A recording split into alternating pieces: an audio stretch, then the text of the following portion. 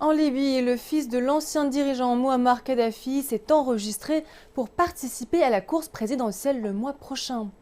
Saïf al-Islam Kadhafi est rarement apparu en public depuis le soulèvement de 2011 qui a évincé son père. Reportage. Le second fils aîné de l'ancien président Mouammar Kadhafi se lance dans la course à la présidentielle. Saïf al-Islam est apparu vêtu d'un habit traditionnel libyen, tout comme son père, signant sa demande de candidature auprès du comité national électoral. Son apparition a montré que Saïf al-Islam va bien, est en sécurité et libre. C'est une bonne indication qu'il lui ait été donné l'opportunité de déposer sa candidature comme n'importe quel autre Libyen.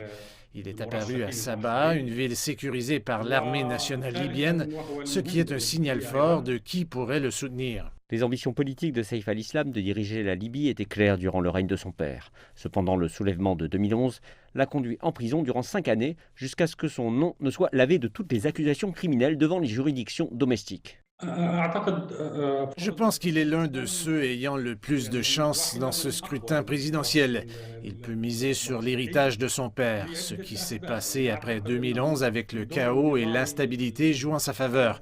Il doit cependant faire preuve de politique rationnelle pour la période à venir en Libye.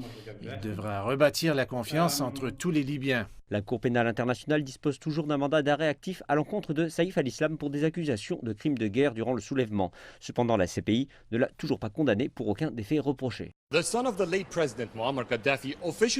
fils de l'ancien président Mouammar Kadhafi est officiellement revenu à la vie politique pour la première fois depuis le soulèvement de 2011. Il est de loin le candidat le plus controversé de cette course à la présidentielle. Déjà, certains groupes politiques tentent d'empêcher sa candidature en faisant appel auprès du comité électoral.